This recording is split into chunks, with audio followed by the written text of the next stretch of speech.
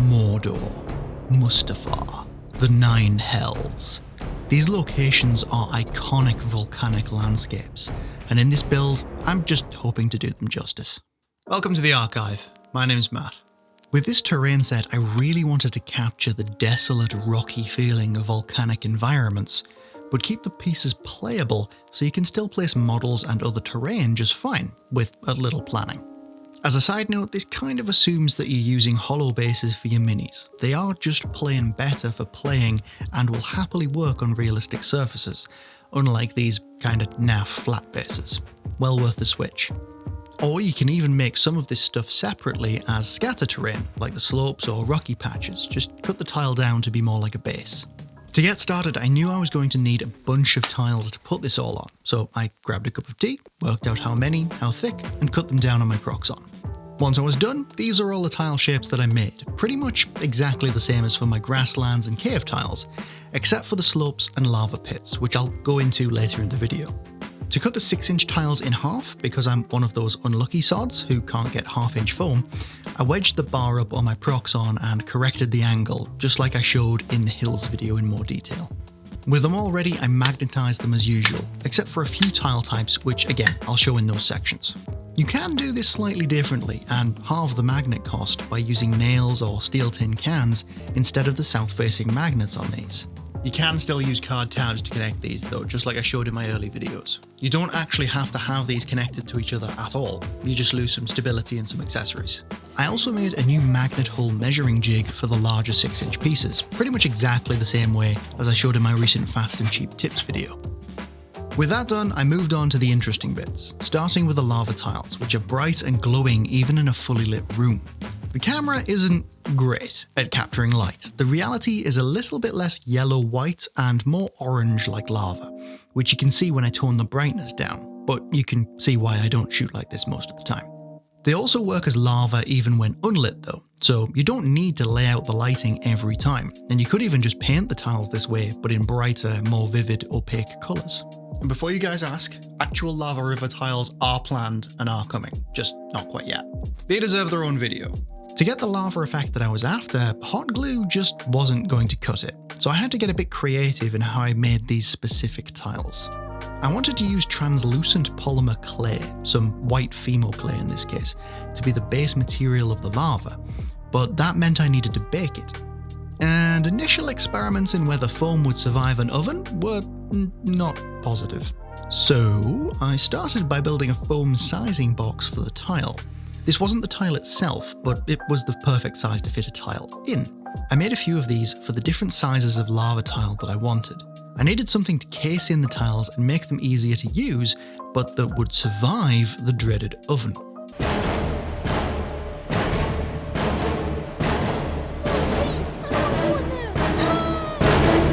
Luckily for me, chipboard was just about perfect for this. I cut some half-inch strips and double layered them around the outer edge of the sizing box, trimming them to fit where I needed to, and added 2 more in the bottom in the corners, and then thickly tacky glued them in place, because again, hot glue would not survive the oven very well. And whatever you do, don't use superglue. If you heat it beyond a certain point, superglue becomes cyanide gas, apparently, which is exactly as nasty as it sounds. With those in hand, I set out to sculpt the landscape that I wanted for the lava pits, using tinfoil and small bits of tacky glue, gluing them to the card edges and each other with a fair amount of glue, and then plucking the piece out of the frame occasionally to check that the glue wasn't leaking onto it, though you could avoid this by lining the bottom with parchment paper, which I did later. I tightly packed this foil into all of the corners, just to be sure that the tile would be plenty strong, and then just let it dry. Once all this was done, I coated the tile in an 1/8 of an inch or so thick layer of normal, non-translucent polymer clay over the top to seal it all together. Using black is great here. It avoids any problems if it chips, and avoids you having to paint it. I left some space as well for some plaster creek banks that I made using Woodland Scenics molds around the edges of the larger tile. These river rocks are weirdly perfect for cooled lava effects because they're nice and layered and smooth. I've shown how to cast plaster rocks like this in more detail in the grassland video, if you're interested. Finally, to add some texture to it, I stippled it with one of the plastic wire brushes that you get in the set that looks a bit like a toothbrush. though you could probably just use a toothbrush. He just wanted to be useful for once. Once I was happy with them, I baked them 3 times for 10 minutes at 90 degrees Celsius, which is 194 degrees Fahrenheit, letting them cool down in between while getting a cup of tea. This gave me a solid, non-meltable base to sculpt the transparent clay onto. I put the tile on some parchment paper and laid out another 1/8 of an inch thick layer at the bottom, smoothing it out with my fingers. As a general rule, less is better than more. It's much easier to add more clay than it is to pull some up. I smoothed some of it up to the edge thicker to look like lava that was cooling on the side, so it would still glow, just a little bit less. I also smoothed some towards patches in the centre to make my thicker lava crust. The edges of these bits I made a little bit more steep using a silicone sculpting tool. These things are great because they keep the clay or putty smooth, just as if you were using fingers, unlike metal tools which tend to leave very clear edges. When I had my shapes, I did use a metal tool to break some sharp, ragged cracks into the crust for the lava to shine through. For texture on that crust, I stippled it with a plastic brush, basically exactly like the black clay. And for the edges, I drew little crisscrossed lines in using a pointed sculpting tool, though you could just use a needle for this, and ran my fingers over it to smooth over any sharp edges from using a metal tool. With that done, I took the piece and went for another cup of tea and clay baking session in the kitchen, baking it at the same temperature, but changing brand of tea to mix it up a little. I also added magnets at this point using a drill, though you could literally use a drill bit by hand. Card isn't that tough. And then hot glued them in. If you haven't seen this magnet floor connection system before, check out the cottage or caverns videos, which is where I first use it. Basically, it's just 2 magnets on each side, 1/2 inch from the edge, with the north on the right and the south on the left. But north and south is just whatever side that you decide they are when you make your first piece. There's more advice on this in the equipment list in the description, including links to magnets, which I am not affiliated with at all. I get absolutely 0 money from magnets, believe it or not. At this point, it's really starting to come together, and I'm getting really excited for the end result. But before that, I needed to paint it all, which means another cup of tea, I think. Right. Painting started with the plaster rocks, which I painted using a variant of the leopard spotting technique, which basically uses paint thinned with water to soak into the plaster. By variant, I mean I only used black, because volcano. You want the mix to have as much paint as possible while still being basically coloured water. I did dab the higher areas gently with some paper towel, soaking up some excess and giving the rock some easy natural highlighting.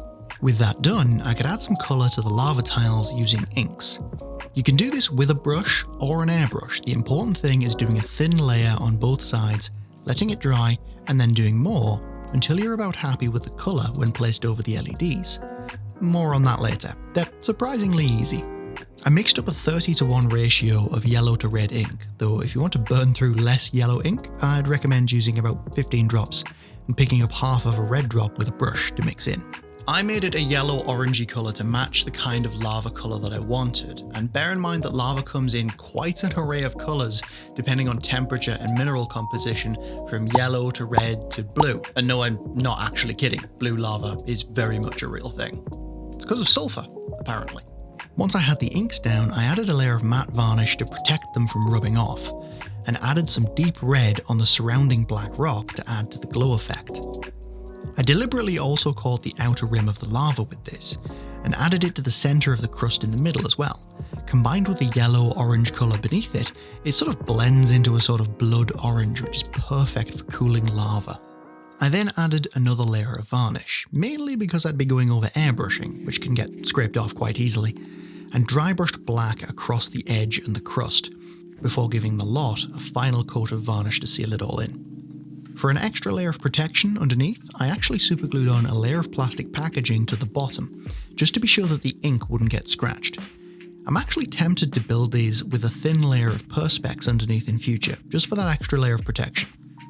Tempted though I may be, before I went lighting it up again, I wanted to finish off the ground effects. To add more variety to the rocks, I stained some 10mm limestone tarmac to glue on with the final materials. I bought this stuff from a building supply store, but you can just use rocks from your garden if you want, though you'll probably want to pick out the ones that are sharper and more ragged looking.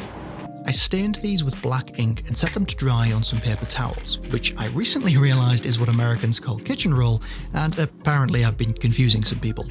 These little rocks are awesome and realistic, and by using black ink rather than paint, you can actually retain the reflective, realistic effect of the stone itself, as well as achieve much more subtle coloration. Plus, it's faster. Mixed in with those, I grabbed some of these amber glass shards that I picked up from Geek Gaming. The idea being that it would look like some kind of volcanic glass. I think it works, but I'm kind of curious for another option, so let me know what you guys think in the comments. Probably would have been better with black glass. As a cheaper version, you could use hot glue chunks cut with a knife, and then painted with black and gloss Mod Podge. It won't be quite as nice, but if cost is important, it is an alternative. Finally, I painted all of the piece, except for the steeper slopes, with a layer of Luke's fast-drying basing glue, dabbed with a brush to make a nice, slightly textured surface. To give the limestone and glass a strong hold, I sunk them into the glue in deeper patches where I wanted them. I didn't use too many of these on the lava tiles because there isn't too much space, but I do use them a lot on the other tiles later. To finish the look, I added some of Luke's Volcanic Island base ready from Geek Gaming. It's important to leave a thick layer of this sand on top until the glue is dry before knocking it off. If you don't, the very fine sand will sink into the glue and you won't get as nice a finish. You can use a mix of fine black sand, regular grain black sand, and small black gravel to a similar effect, but it really just isn't as good. It's your choice though. The basing glue I also use for a reason. It holds a lot stronger than PVA, which means your terrain is a lot more durable. Which, hey, maybe it's something to note for the sand skeptics in the audience. It's actually kind of clever how it does this. It's not like a really strong hold like super glue. It's kind of flexible, so if you knock the sand or the gravel or whatever, most of the time it won't snap off and detach. It'll just kind of wobble a bit and then go back to where it was. It's actually really useful. That said, I will be storing mine in my homemade storage boxes because more protection is never a bad thing. Here's a quick preview while I give a heartfelt thank you to my patrons who've really helped me and my family stay afloat during the pandemic. If you value what I do here, I massively appreciate that ongoing support, so thank you for even considering helping out. On a lighter note, there's also a monthly live stream on Patreon where we hang out, have a laugh, and I help you guys with your own projects and questions personally, so come say hi. It's like the highlight of my month. Now at this point you might be wondering how exactly this thing lights up, and yeah, fair enough. Bottom line, little LEDs per tile are not only a lot to set up for a lot of tiles, they're also too weak for something like this, and that's where my latest project comes in. You can make these in different sizes, but I found that 12-inch by 6-inch rectangle is a good size to start with for flexibility. This might seem like a lot for small tiles, but bear in mind these are the same lights that I'll be using for full lava rivers and so on in the future. For the base, I just used 2 chipboard pieces that I hot glued together, and hot glued a 1/2 inch tall, 1/4 inch wide strip of foam on either side, with a strip of chipboard glued on at the edges to reinforce it. This allowed me to cut the foam at an angle like this, which let light out right up to the edge of the piece. For the actual light, I grabbed one of these cheap as hell LED strips that you can get online. 5 meters is enough for a 6-inch by 12-inch piece. If you wanted to get the best price per square meter, a 10-meter one can make a full 1 foot square, but this is much less flexible, so it's kind of up to you. Long term, I think I'll make some more of these when I've made some more tiles that can benefit from them.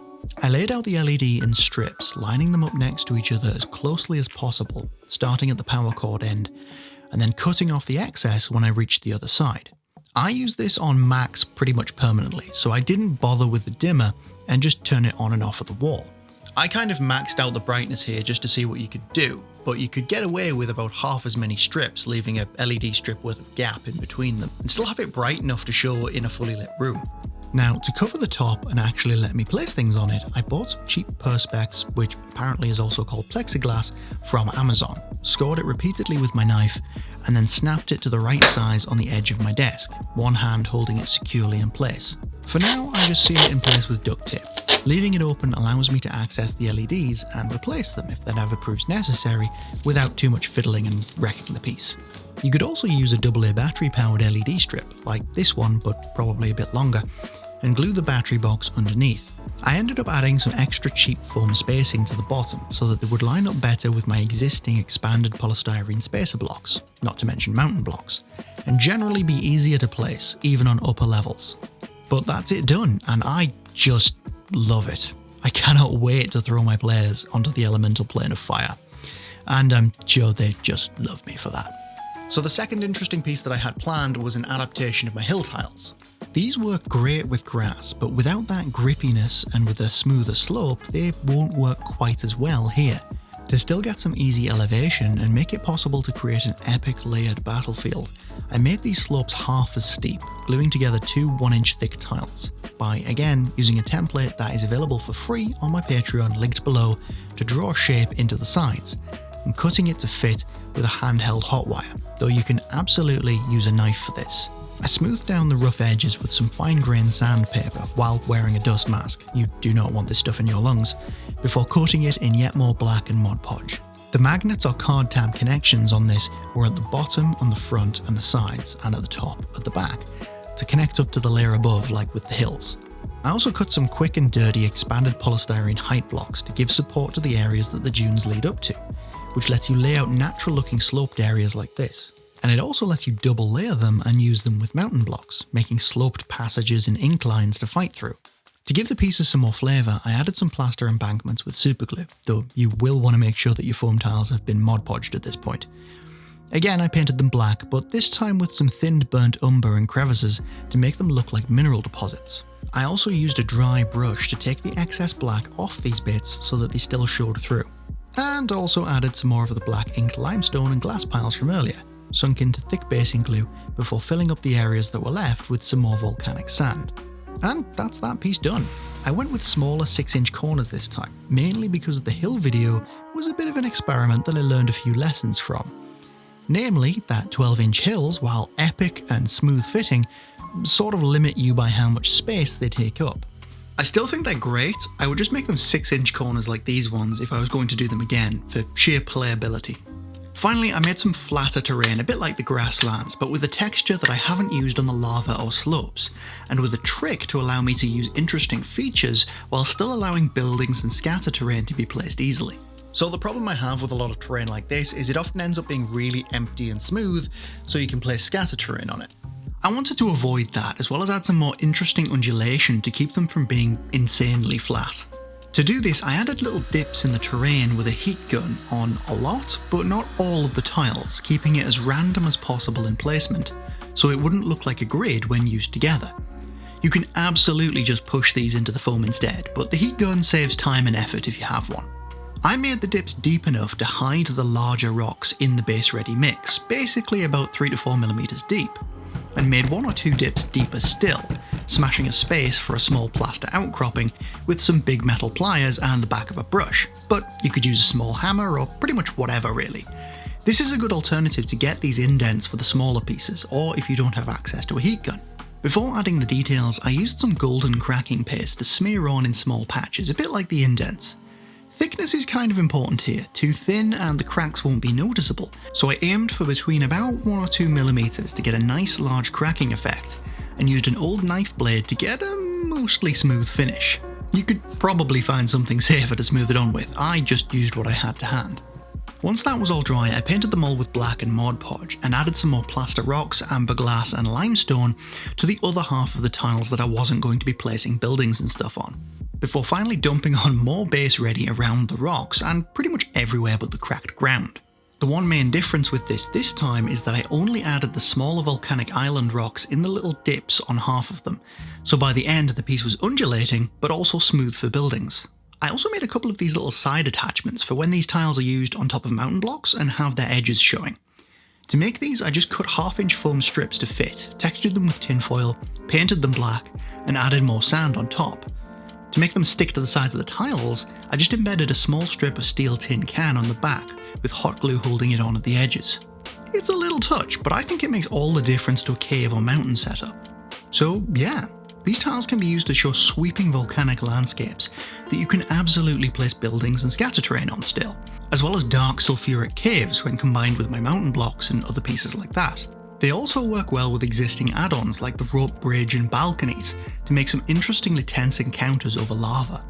Please subscribe, like, comment and share, and until next time, I'll be in the archive.